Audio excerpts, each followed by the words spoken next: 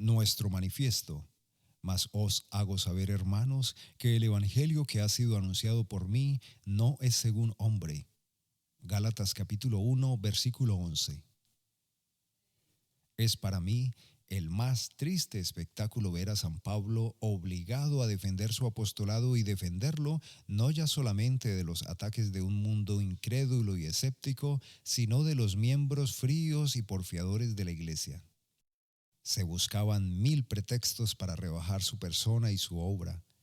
No era realmente un apóstol, se decía, porque él no había visto al Señor, como si sus trabajos permitieran dudar de su vocación divina para afirmar los derechos que se le niegan o se desconocen.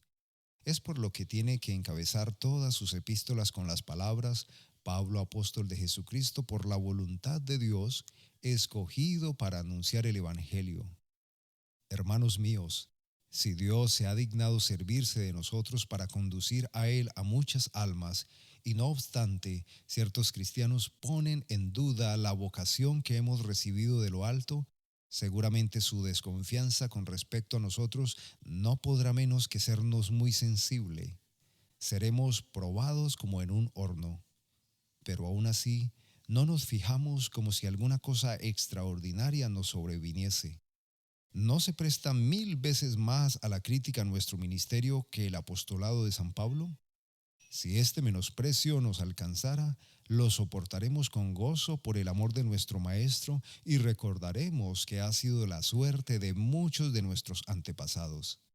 Hasta faltaría el sello divino a nuestro ministerio si no recibiéramos el homenaje inconsciente de la enemistad que el presente siglo siempre reserva a todo fiel servidor de Jesucristo.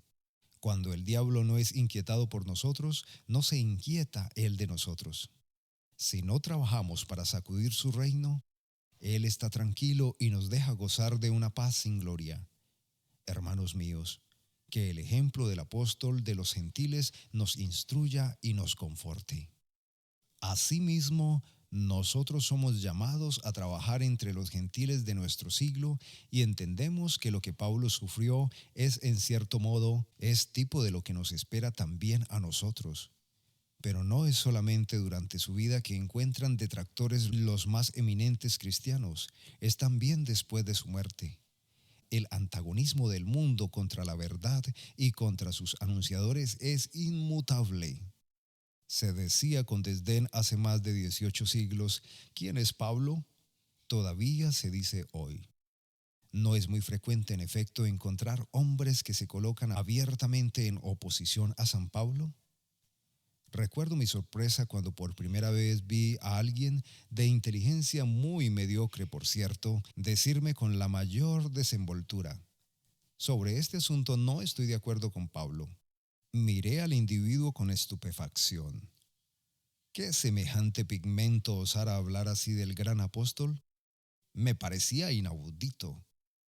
Aún descontada la inspiración de Pablo, se hubiera dicho que era un ácaro contradiciendo a un querubín, o un puñado de heno disputando con el fuego.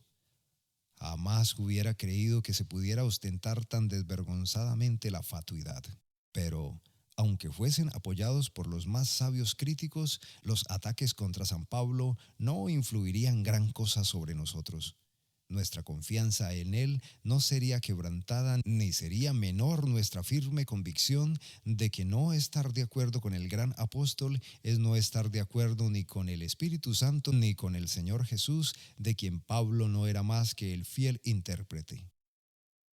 La persistencia con que son atacados sus escritos es muy notable y nos advierte, lo repito, de que cuando hayamos entrado en nuestro reposo, nuestro nombre no estará al abrigo de injurias ni nuestras enseñanzas de la contradicción. La memoria de la más notable vida se ve a menudo profanada por la calumnia. No nos apenemos más por el juicio que los hombres formen por nosotros en vida. ¿Qué de aquel con que nos gratificarán después de todo?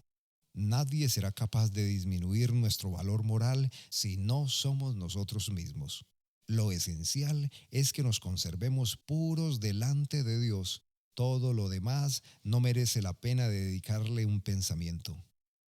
Entrando más de lleno en nuestro texto, Digamos ante todo que al tomar las palabras del apóstol no pretendemos hacerle conservar toda la significación que él pudo darle, pero sea como sea, hay un sentido en el que todos nosotros, así espero, podamos decir: mas os hago saber que el evangelio anunciado por mí no es según hombre.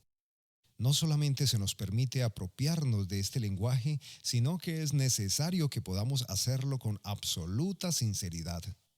En boca del apóstol Pablo, esta declaración equivale a un sermón. Él afirma y asegura: es como si dijera: creed en mi palabra, el evangelio que he anunciado no viene de los hombres. Sobre este punto no quisiera que hubiera ninguna duda, ninguna equivocación, ninguna incertidumbre. Según el contexto, es evidente que el apóstol aludía desde luego a su conversión, mas quiso al mismo tiempo afirmar dos cosas. Primero, que nadie puede recibir el evangelio por medio de los hombres. Segundo, que el evangelio mismo no ha sido inventado por los hombres.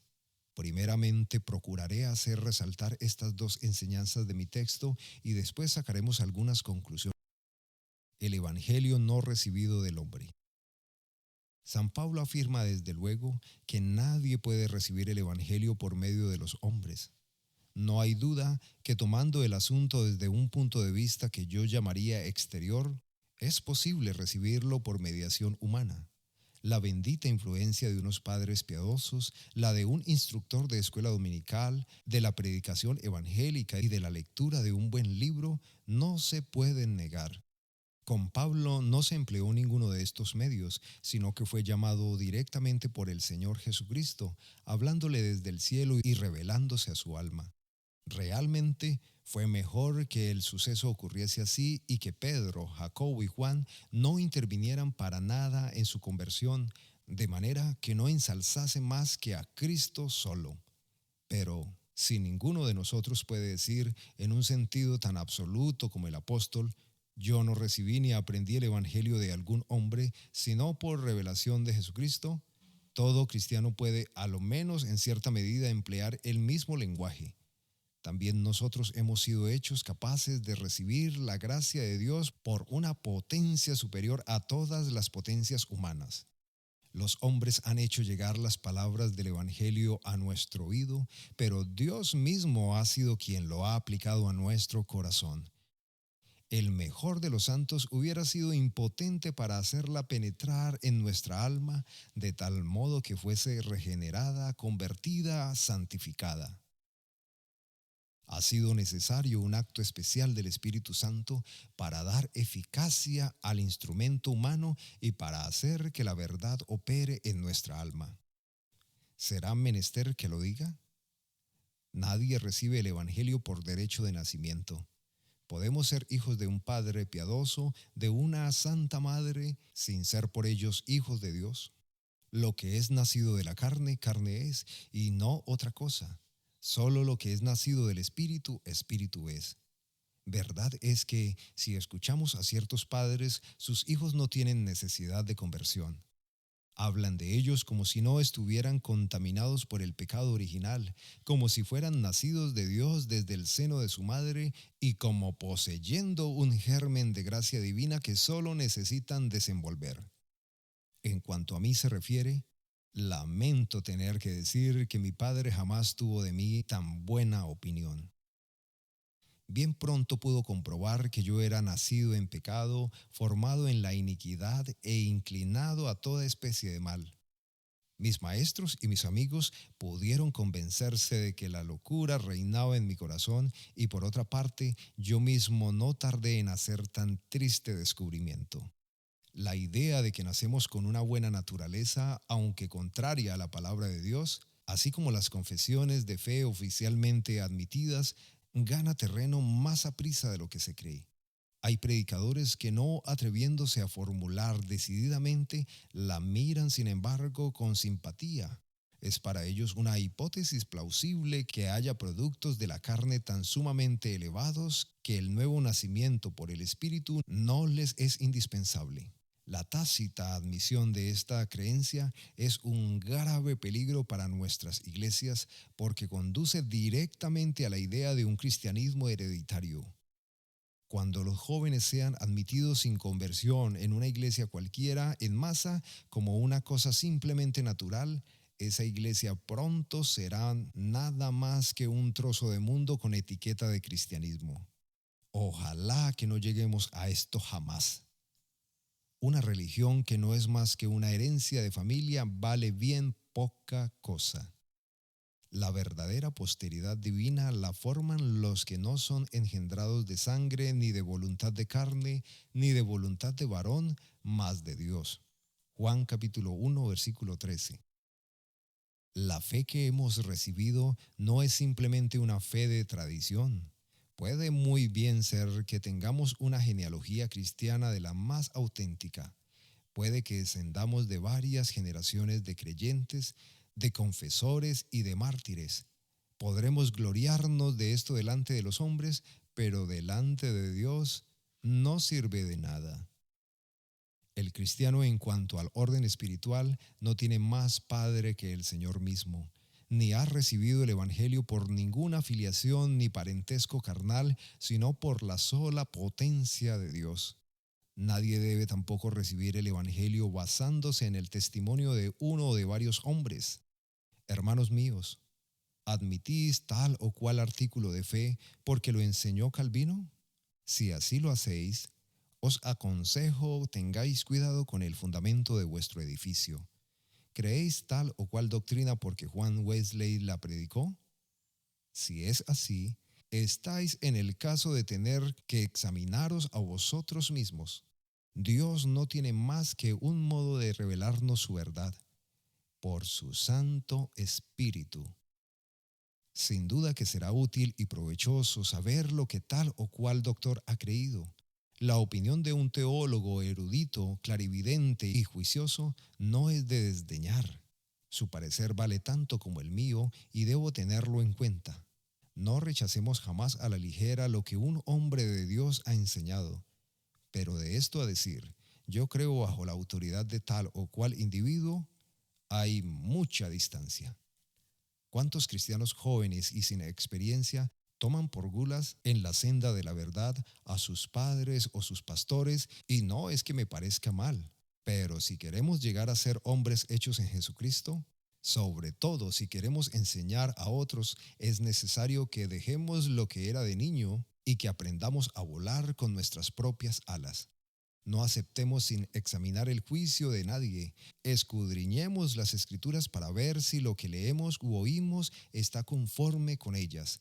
Hechos capítulo 17, versículo 11. Después, pidamos a Dios la gracia necesaria para apropiarnos de cada una de las verdades del Evangelio de tal modo que vengan a ser personalmente nuestras. Entonces podremos decir verdaderamente con el apóstol: el Evangelio que ha sido anunciado por mí no es según hombre. Es mi Señor mismo quien lo ha grabado en las más íntimas profundidades de mi alma. Hay otra manera de ponerse bajo la tutela de los hombres y de la que se habla mucho en nuestros días. Se nos dice: no debéis aceptar ninguna doctrina si no es enseñada por la iglesia. Mas, ¿qué es la iglesia sino una reunión de hombres? La iglesia se nos presenta, pues, como una autoridad suprema. Lo que ella sanciona, no debemos ponerlo en duda. Lo que ella decreta, estamos obligados a aceptarlo. Esto es la enseñanza de San Pablo tomada al revés. Es el evangelio recibido no de parte de Dios, sino de parte de los hombres. Y notad el proceso que se nos recomienda.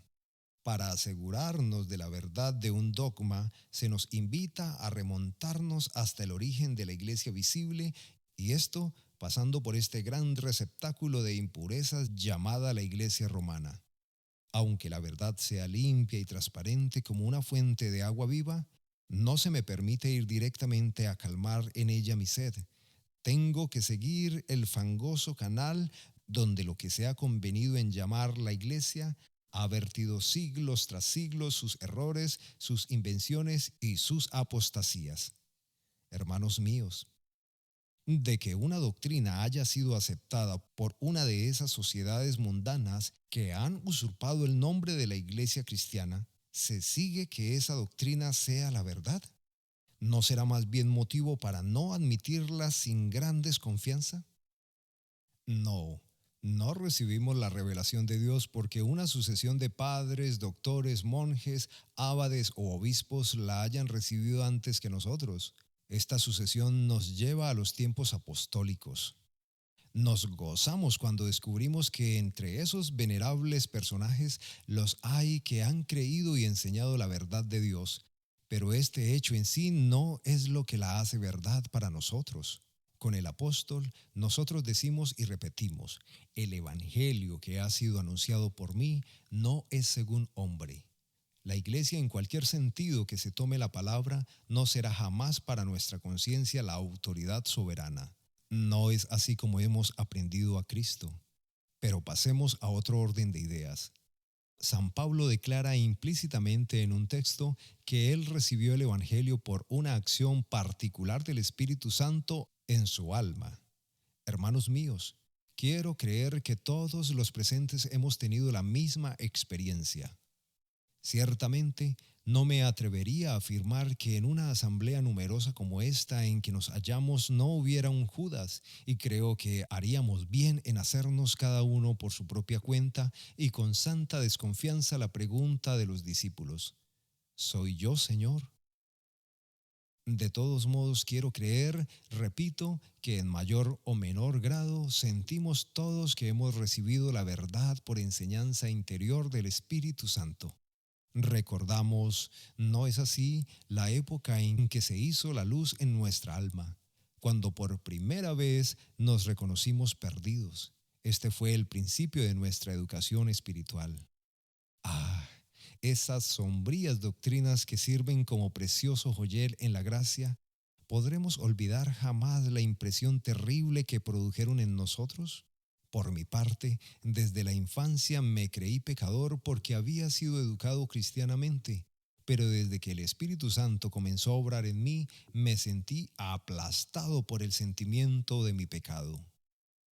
A menudo temblaba oyendo hablar la ley de Dios y de sus exigencias, mientras una profunda convicción de mi indignidad me oprimía el corazón.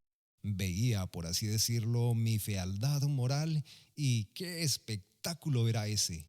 Me sentía culpable, ya condenado bajo el peso de la maldición. El terror y la angustia, luego el remordimiento y la vergüenza se apoderaron de mí.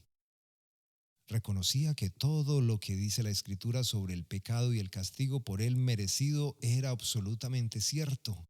Y esta terrible verdad no me la enseñaron los hombres sino el Espíritu de Dios. Reconocía que todo lo que dice la Escritura sobre el pecado y el castigo por él merecido era absolutamente cierto.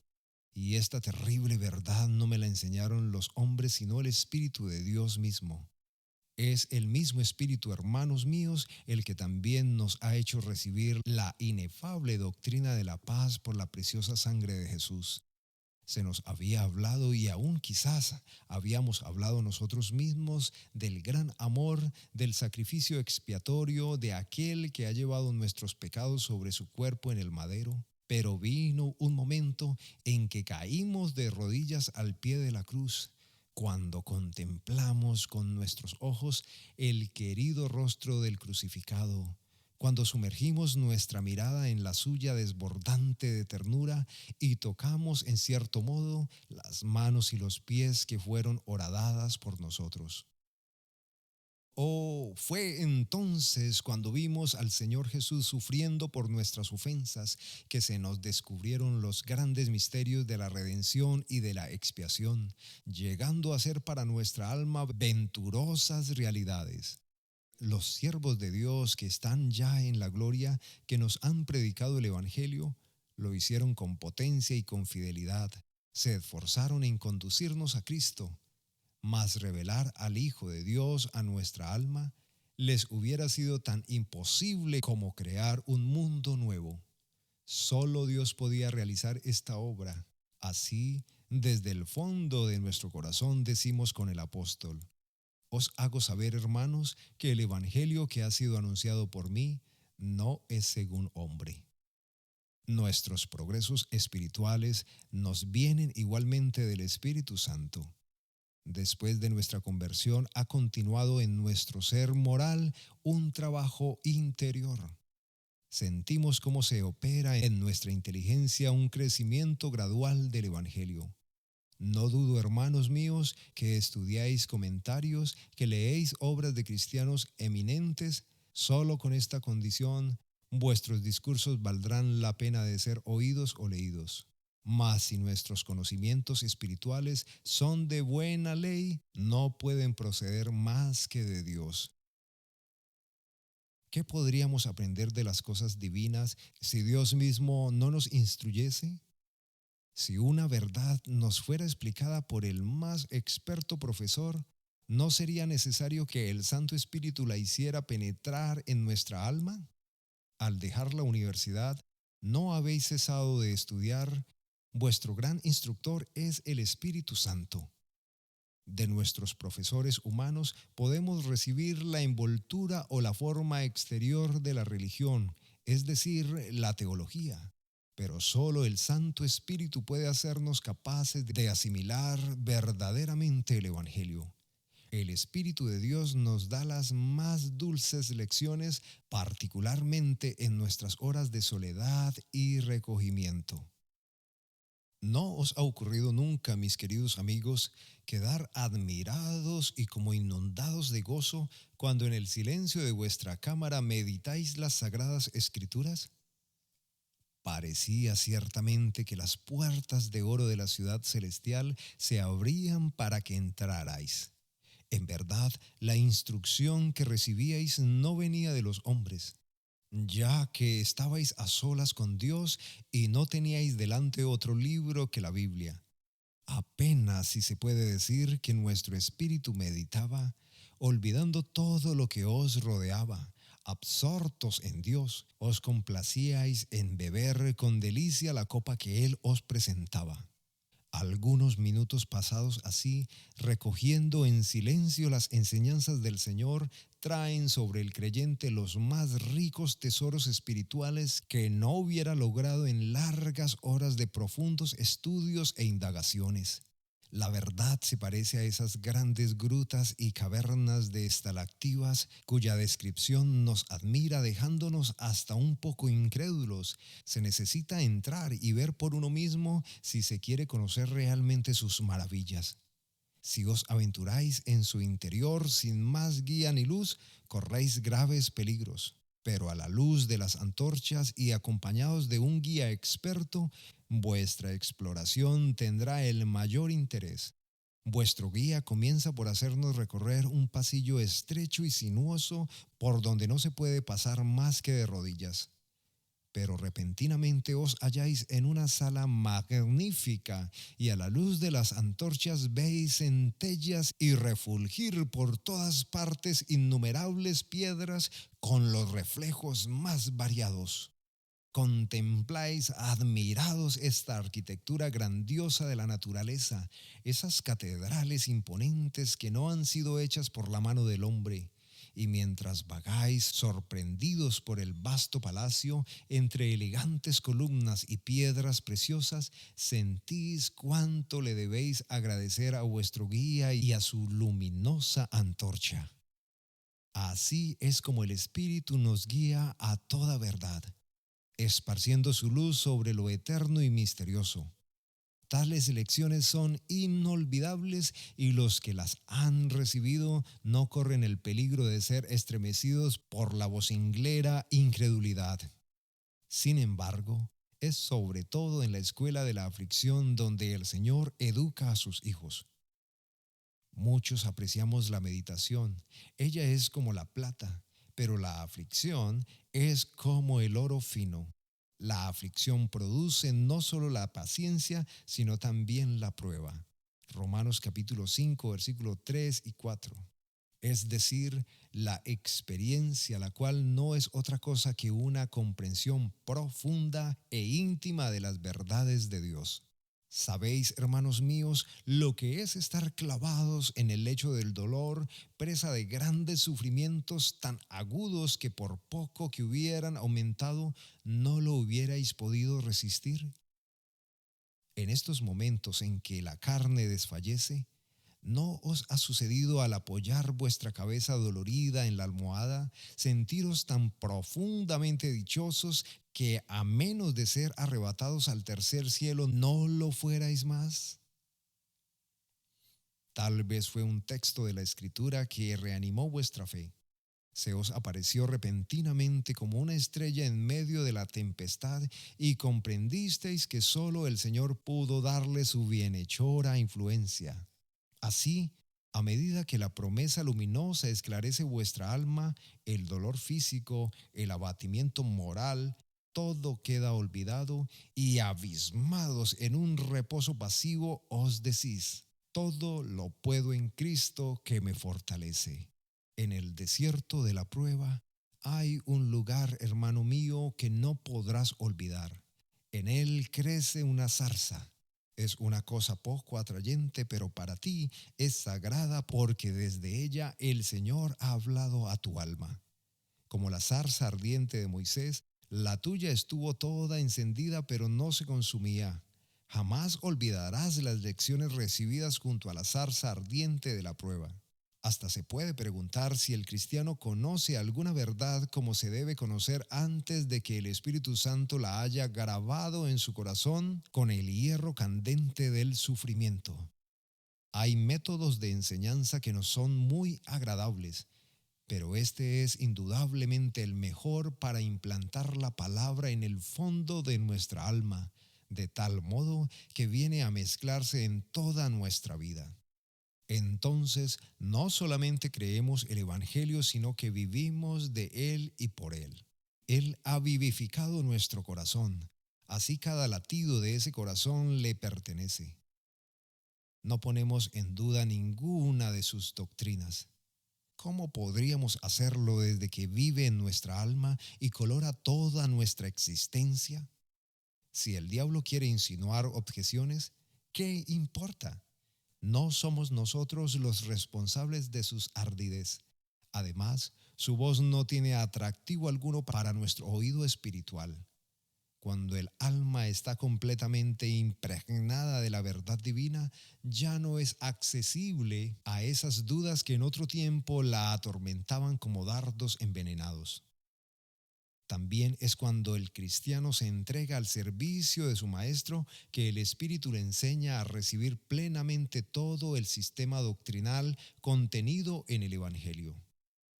Hermanos míos, si no creéis en la doctrina de la corrupción humana, explorad detenidamente nuestras grandes ciudades, mirad de cerca los bajos fondos, y yo os aseguro que ya no pondréis en duda. Si no creéis en la absoluta necesidad de la acción del Espíritu Santo para regenerar los corazones, id y predicad el Evangelio a un auditorio culto y educado, que escuchará con gusto vuestra retórica, pero seguirá tan mundano y tan frívolo como antes. Si no creéis en la doctrina de la expiación, acercaos a ver cómo mueren los creyentes y os convenceréis de que la cruz de Cristo es su último refugio y la sangre de Cristo su única esperanza. Si no creéis en la elección de la gracia, andad entre las multitudes y observad cuáles son las almas que se convierten. Casi siempre son aquellos que a la vista humana están en peores condiciones. He aquí un hombre que os dice, yo no tengo padre ni madre, ni hermanos ni amigos que se ocupen de las cosas de Dios.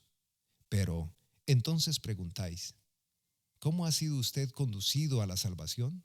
Oí por azar una palabra en la calle, os responde. Esta palabra me impresionó y me hizo temblar ante Dios. He aquí la elección de la gracia. Y así como sucede esto en cuanto a la conversión, ocurre igual con la santificación. Es imposible explicar, si no es por una elección particular, por qué ciertos creyentes penetran en el recinto interior del templo, mientras otros se quedan en los atrios exteriores. porque estos brillan como antorchas en la iglesia y aquellos nunca serán más que pálidas lucecitas. Cada día se cumple esta palabra. Los postreros serán los primeros. Los santos que más han amado a su Maestro son aquellos a los que ha sido perdonado mucho. La mujer que había sido una gran pecadora fue la única que lavó los pies de Jesús. Un fariseo puede llegar a ser un cristiano ordinario, pero hay no sé qué especial encanto en la piedad del alma que ha llorado mucho por sus pecados. El Señor es dueño y soberano de sus dones. Él hace lo que le place, tanto fuera como dentro de la iglesia, y nosotros no tenemos más que inclinarnos ante su cetro. Como más avanzado en la vida, más convencido y seguro estoy de que la salvación es absoluta y completamente una obra de gracia y que el Señor concede esta gracia según su buena voluntad. Todavía una palabra. Algunos de entre nosotros pueden declarar que el Evangelio no les ha venido de los hombres con tanta mayor certidumbre porque en ciertos momentos han sentido estar penetrados de una potencia y de una unción divina. Espero que no nos dejemos dominar jamás por nuestras impresiones accidentales y que no llegaremos a ser juguetes de una incredulidad enfermiza. Dios nos ha dotado de juicio y debemos servirnos de Él en todas las circunstancias. Pero dicho esto, no es después de todo menos cierto que algunas veces se desprenden de la palabra de Dios como efluvios sobrenaturales.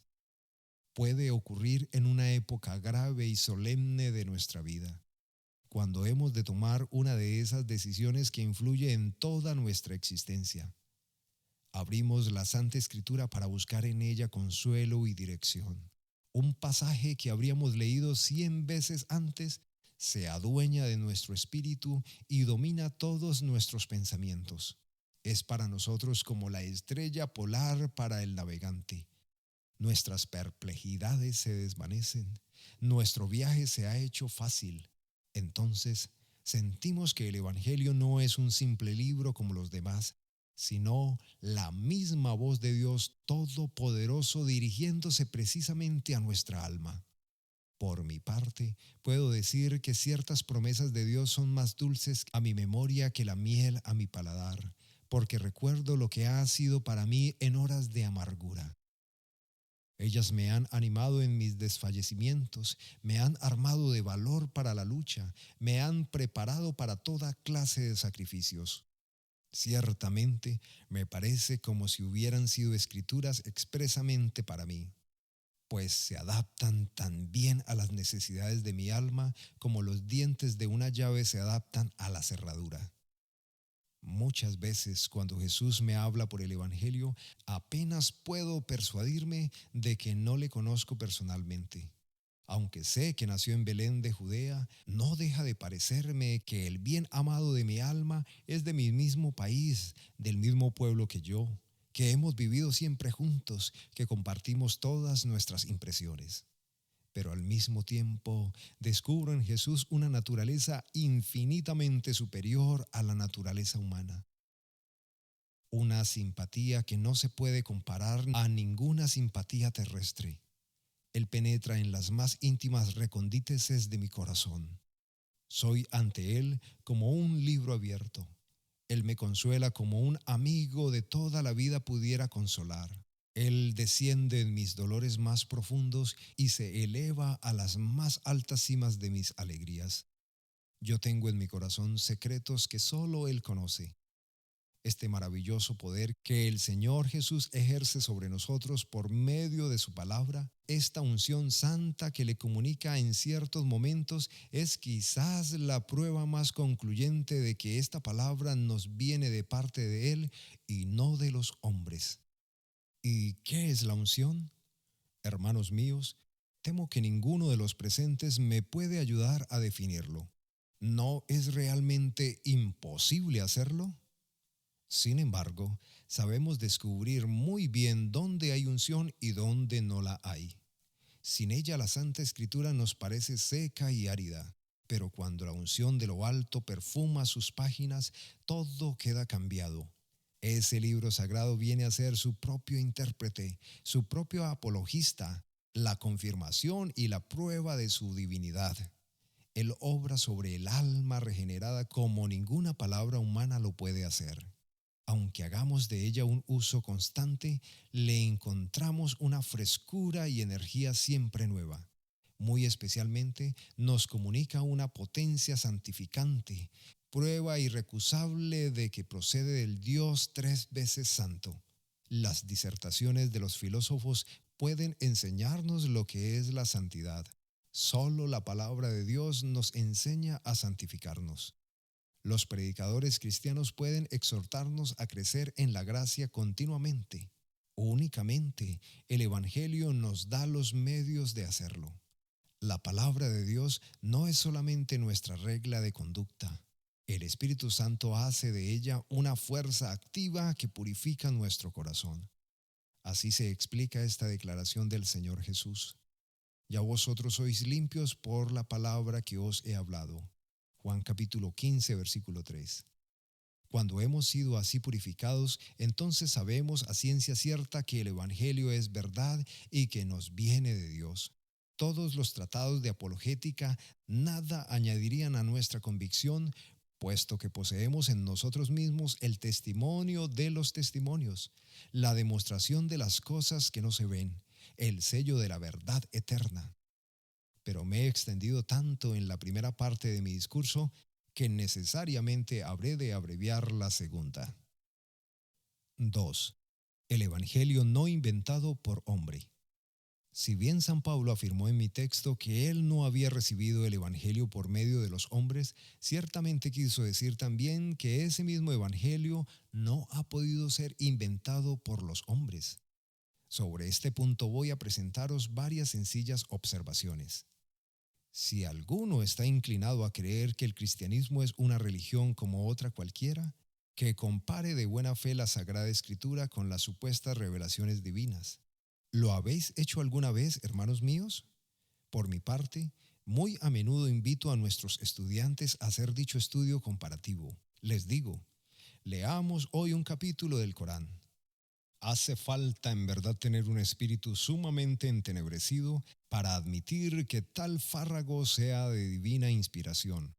Lo poco familiarizado que se esté con el Antiguo y el Nuevo Testamento se reconocerá oyendo un pasaje del Corán que se está en presencia de un pseudoprofeta.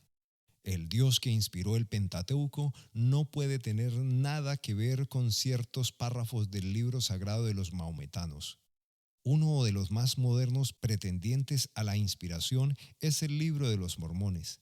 Si os leyeras en voz alta una página de ese memorial, no tendría por qué reprenderos si os viera presa de un acceso de risa loca. ¿Conocéis, hermanos, el protoevangelio y otros libros apócrifos del Nuevo Testamento? Suponer que el más pequeño en el reino de los cielos pudiera confundir esas obras de falsarios con el lenguaje del Espíritu Santo sería ofenderle. Varias pretendidas revelaciones me han sido remitidas por sus autores. Hay más gente con presunciones de profetas de los que se cree, pero ninguno de ellos, os lo aseguro, ha dejado en mí la más leve sospecha de que pudiera ser el sucesor de Pablo o de Juan. Si tenéis algún discernimiento espiritual, no confundáis jamás los libros divinos con ningún otro. Si alumbra vuestra alma un rayo de luz divino, tendréis que reconocer en las obras de la inspiración un toque, una manera, un colorido que no proviene de los hombres. ¿Dudará alguien esto que digo? Que tenga la bondad de escribirnos un quinto evangelio. O bien, que uno de nuestros poetas contemporáneos componga un nuevo salmo semejante hasta el punto de poderse confundir con los salmos de David. Yo no veo por qué esto no pueda hacerse, pero estoy segurísimo de que no se hará jamás. Se nos puede dar nuevos cantos, pues cantar las alabanzas de Dios es como un instinto de la vida cristiana. Pero a igualar la belleza de los cantos inspirados de David no se llegará nunca. Así pues, decimos con San Pablo que el Evangelio y por extensión todas las Escrituras no han venido de los hombres, mas se me objetará quizás, usted se aparta del asunto, no se trata de libros sino de doctrina. El Evangelio significa la buena nueva de la salvación, pero no todos comprenden la salvación como usted. Hay un Evangelio mucho más ancho que el que ustedes predican. Lo sé, hermanos míos.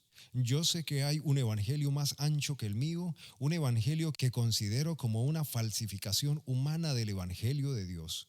¿Y a qué conduce?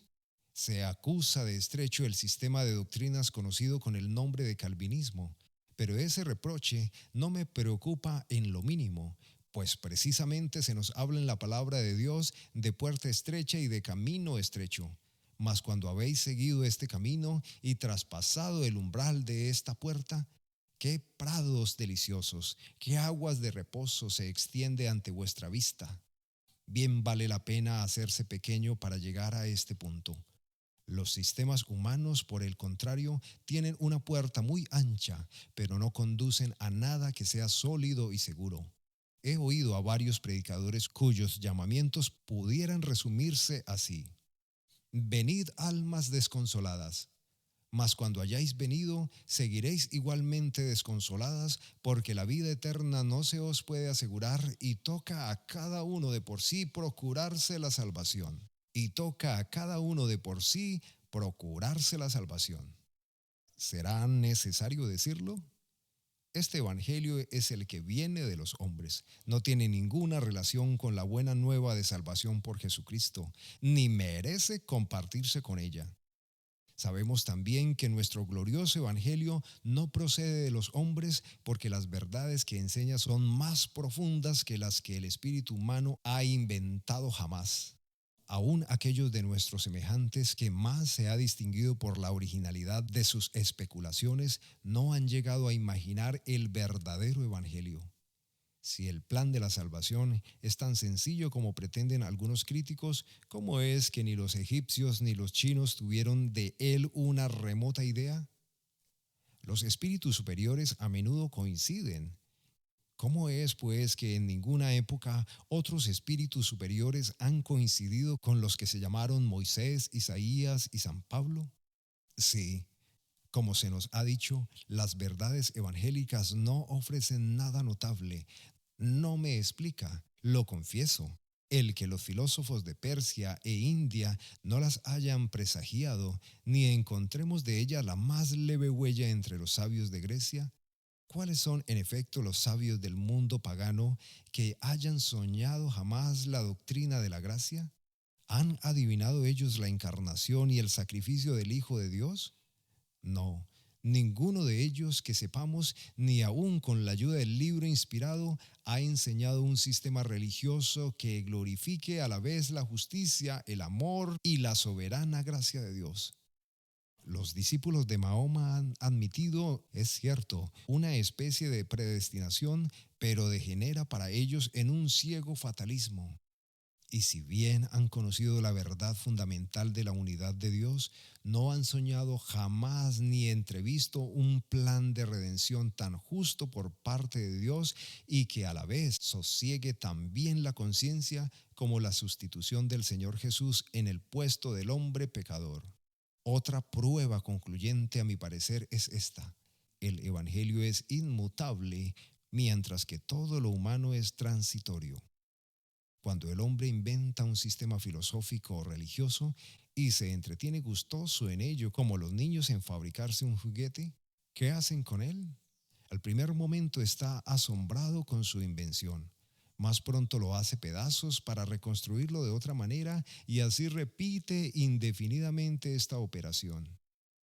Las teorías religiosas de lo que se llama el pensamiento moderno o la nueva escuela son tan vagas y ondulantes como las brumas de las montañas. ¿Cuántas veces no ha cambiado la ciencia hasta en sus bases? La ciencia tiene la especialidad de destruir hoy científicamente lo que ayer daba como cierto y positivo. Yo me he divertido a veces en mis momentos de ocio leyendo antiguas obras de historia natural. No hay cosa más curiosa. Lo que era verdad en otros tiempos es error en la actualidad. Y sin embargo, la historia natural no es de ningún modo una ciencia abstracta. Dentro de 20 años, algunos de los presentes se burlarán probablemente de las teorías científicas de la época actual, así como nosotros nos burlamos de las del siglo pasado. Tal vez no esté lejos el tiempo en que la doctrina de la evolución será risa de la juventud de nuestras escuelas. Esto es igualmente cierto con respecto a la teoría moderna que en ciega idolatría dobla la rodilla ante la falsamente llamada ciencia. En cuanto a nosotros, hermanos míos, lo declaro desde el fondo del corazón. Las verdades que hemos predicado desde hace 40 años, las predicaremos sin cambiarlas nada hasta el fin de nuestra vida.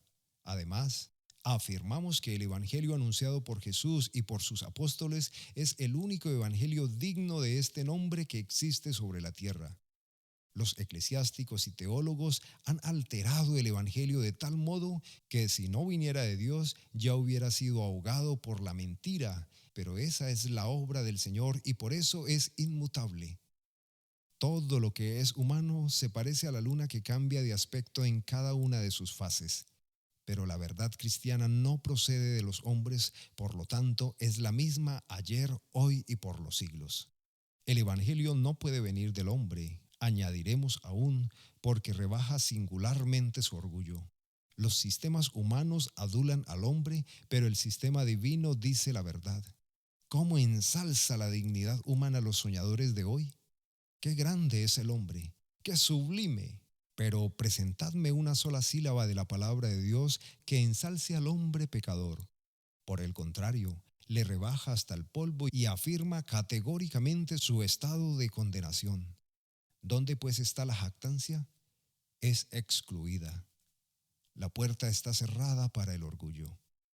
La glorificación de la naturaleza humana es ajena a las Escrituras, cuyo principal objeto es la gloria de Dios. Dios es todo en el Evangelio que yo anuncio, y espero que Él sea también todo en todos, en cada uno de vosotros. Hay también falsos evangelios en que el trabajo y la gloria son repartidos entre el Creador y la criatura, en que la salvación no es completamente gratuita, pero en nuestro evangelio la salvación viene de Jehová y solamente de Él. El hombre no hubiera podido jamás ni querido inventar un sistema religioso que le rebajase para honrar y glorificar más que al Señor. Esto me parece una evidencia incontestable. Lo que prueba también que el Evangelio no procede de los hombres es que no hace al pecador ninguna concesión, que no tiene para él ninguna condescendencia. He oído decir de un europeo que se hizo maometano porque le agradaba la poligamia permitida por el profeta árabe. La perspectiva de tener 4 mujeres puede en efecto traer a muchos individuos en los que las consideraciones espirituales no harían ningún efecto. Si predicáis una doctrina que hace concesiones a la carne y que considera el pecado como un error y no como un crimen, tendréis oyentes solícitos. Si ofrecéis la absolución a poca costa y la paz de la conciencia al precio de algunos sacrificios anódinos, vuestra religión pronto llegará a estar de moda. Pero nuestro Evangelio declara que la paga del pecado es muerte, que la vida eterna es un don de Dios y que este don lleva consigo el dolor del arrepentimiento, el odio al pecado y el despojamiento de nuestras malas inclinaciones. Nuestro Evangelio nos dice que todo hombre tiene que nacer de nuevo, que sin el nuevo nacimiento será eternamente perdido, mientras que con él obtendrá la vida eterna. Nuestro Evangelio no admite excusas ni indulgencias para el pecado. Lo condena en absoluto. No ofrece ningún perdón por otro medio que por la gran expiación del Hijo de Dios, ni da ninguna esperanza al que conserva secretamente en su corazón un pecado oculto, sea cual fuere. Cristo ha muerto por el pecado. Es necesario que nosotros muramos al pecado, sin lo cual nunca seremos salvos. El siervo de Dios que quiere predicar fielmente la gracia debe predicar también la ley. No podemos anunciar en su plenitud la salvación por Cristo si no es colocado el Sinaí al fondo del cuadro y el Calvario en primer término. Las almas deben sentir todo lo odioso y terrible que es el pecado antes que puedan apreciar el gran sacrificio que es el punto central de nuestro Evangelio. Siendo que todo esto no es de agrado del hombre que se deleita en el pecado, no tendremos derecho a sacar la conclusión de que el Evangelio no es invención humana. El hecho de que las verdades cristianas están al alcance de los pobres y de los ignorantes prueba también que estas verdades no proceden del hombre. En todas las épocas, el pobre ha sido desatendido. La sociedad no ha tenido en cuenta suficientemente sus necesidades ni sus derechos.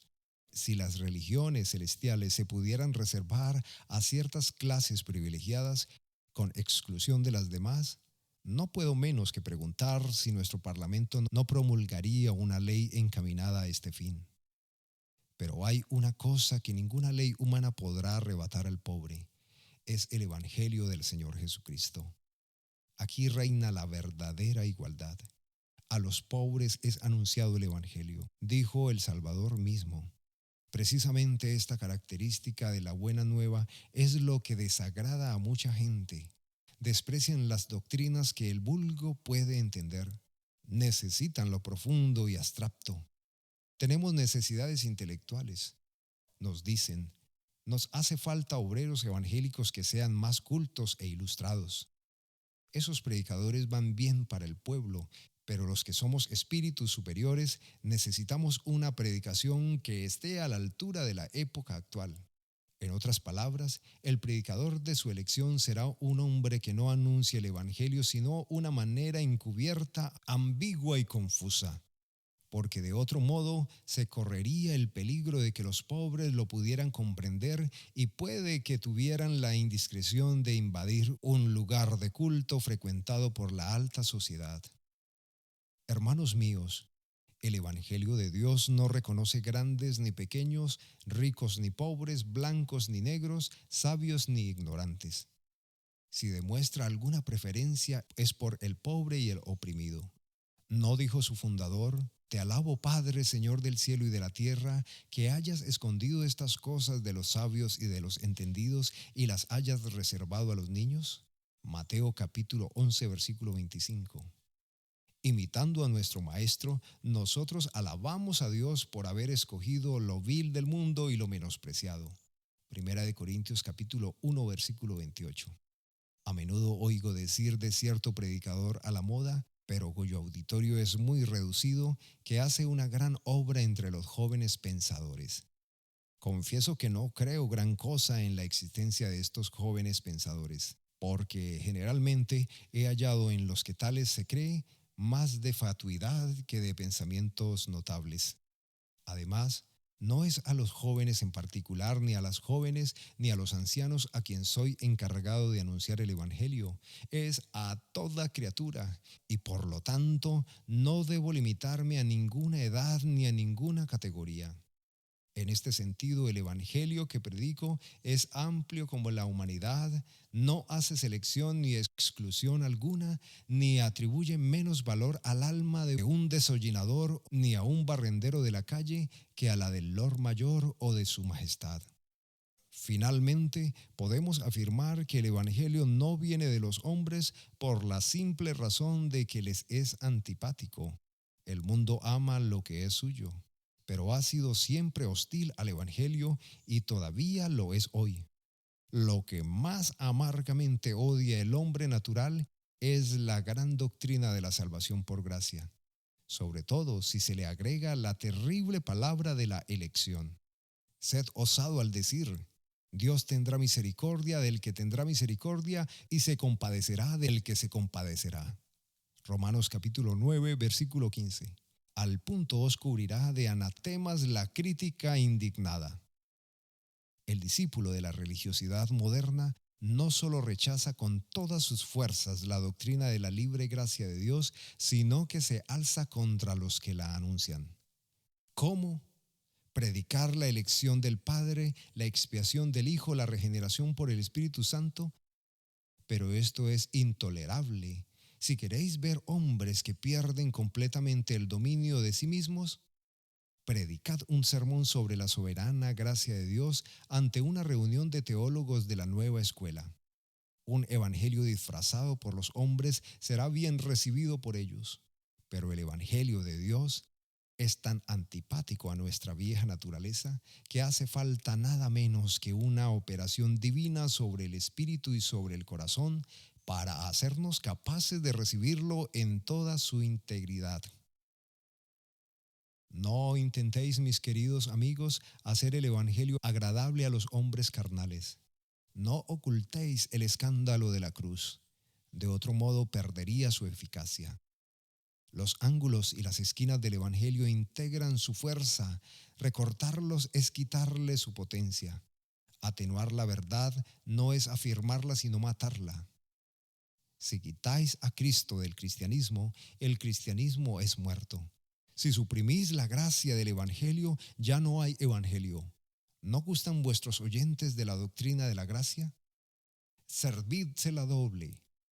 Cuando el enemigo desacredita cierta clase de cañones, la autoridad militar obra sabiamente defendiendo sin demora el país con esta máquina de guerra.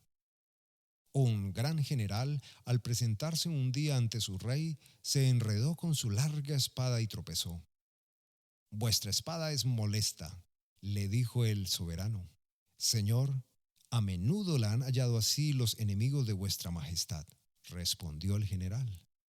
Si el Evangelio, esta espada del Espíritu, molesta a los enemigos de nuestro rey, ¿quién de nosotros va a dolerse de ellos?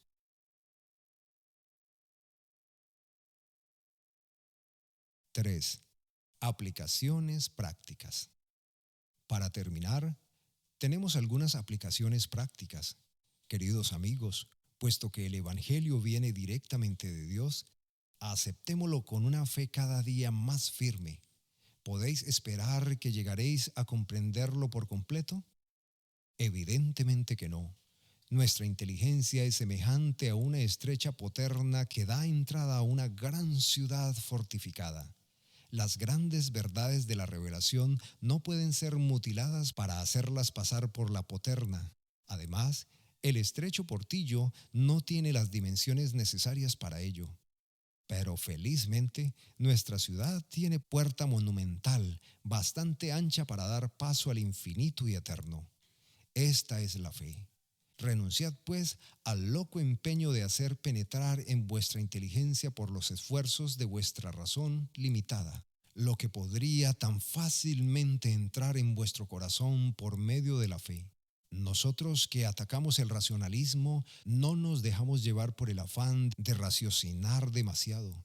Por otra parte, ¿hay algo menos racional que jactarse de recibir las cosas de Dios a fuerza de razonamientos? Admitidlas fundados en el testimonio divino, y si tales doctrinas os turban, aun si se oponen a vuestros sentimientos naturales, no las rechacéis por eso. No toca a nosotros decir lo que debiera ser la verdad de Dios. Limitémonos a aceptarla tal como Él nos la ha revelado. Otra observación. Si recibimos completamente el Evangelio, dispongámonos a sufrir la oposición de parte de los hombres, particularmente de una persona que nos es muy cercana y muy querida, es decir, de nosotros mismos. Existe cierto viejo hombre que vive aún en cada uno de nosotros y que no ama ciertamente la verdad, antes bien demuestra una especial afición a la mentira. Un agente de policía, un hombre piadoso y amable, me decía en cierta ocasión que cuando se veía atacado e insultado por el populacho, se sentía como si un hueso del viejo hombre se agitara en él. Ah, ¿quién de nosotros, hermanos míos, no conoce este hueso, este resto de nuestra naturaleza corrompida? La carne está siempre en guerra con la verdad porque no se ha reconciliado con Dios ni tampoco puede hacerlo. Roguemos al Señor que nos haga vencer nuestro orgullo a fin de que su palabra habite en nosotros a despecho de nuestro corazón malvado. En cuanto a la posición del mundo, no nos causa espanto, no esperamos de él otra cosa. Por mi parte estoy perfectamente armado de coraza contra ella. El capitán de un navío no se inquieta si le salta encima un poco de espuma. Recordad también, hermanos míos, que si no habéis recibido de Dios mismo el Evangelio que anunciáis, que se lo haréis aceptar a los demás. No os creerán a menos que vuestras palabras vayan acompañadas de la virtud de lo alto. Mas si vuestra fe procede del Espíritu Santo, proseguid vuestra tarea con valor. Los que se esfuercen en poner estorbo serán derribados. Estad seguros de ello. Sostenidos por el Señor, podemos desafiarlo todo, sofismas y tentaciones, lisonjas y amenazas. Opongamos a nuestros adversarios una santa obstinación y tendrán que renunciar a su propósito de seducirnos. Podrán llamarnos mojigatos y aún idiotas, pero ¿qué nos importa semejantes epítetos sabiendo que nuestros nombres están escritos en los cielos? Por último, saquemos esta conclusión de nuestro texto. Puesto que el Evangelio nos viene de Dios, podemos confiar con toda seguridad en sus promesas. Si procediera de los hombres, seguramente defraudaría nuestra esperanza. ¿Habéis puesto alguna vez vuestra esperanza en uno de vuestros semejantes sin teneros que arrepentir? ¿Habéis jamás buscado apoyo en el brazo de la carne sin haber tenido que reconocer muy pronto que el mejor de los hombres no es más que un hombre al fin y al cabo? Mas las verdades contenidas en el Evangelio, siendo divinas, son ciertas e imperecederas. La palabra de Dios nos es suficiente para vivir y para morir. Confiemos más y cada vez más en el Señor y en Él solamente. Si hemos sido iluminados por su gracia, no tenemos necesidad de otras bendiciones. Volvámonos a este mismo Maestro a fin de que nos enseñe las cosas más profundas de la salvación. Afirmemos decididamente nuestra fe en el éxito del Evangelio que nosotros hemos recibido. Así como ha obrado en nosotros, ¿por qué no obrará también sobre el mundo? Aun cuando la iglesia visible en su totalidad se hiciera apóstata, no desesperaremos. En cierta ocasión en que Roma estaba cercada por los enemigos y los pueblos alrededor entregados al pillaje, fue puesto en venta un trozo de tierra. No parecía fácil hallar comprador, pero a pesar de todo, un ciudadano la compró y aún la pagó a buen precio. Los invasores estaban allí, pero el patriota no dudaba de que serían muy pronto desalojados. ¿Qué destruiría el enemigo la República de Roma? Veamos, pues, que se atreva a intentarlo. Hermanos míos, tengamos la misma viril confianza con respecto al Evangelio de la salvación. El Dios de Jacob es nuestro alto refugio y nada podrá resistir su potencia.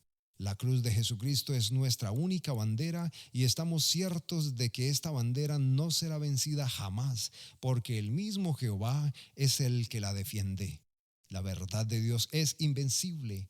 Avanzad, pues, poderes de las tinieblas, y vosotros los ejércitos del adversario, que unan sus fuerzas la incredulidad, la crítica, el clericalismo y el racionalismo. Nada nos hará temer. La palabra de Dios no pasará jamás. El Evangelio de Jesucristo permanecerá para siempre.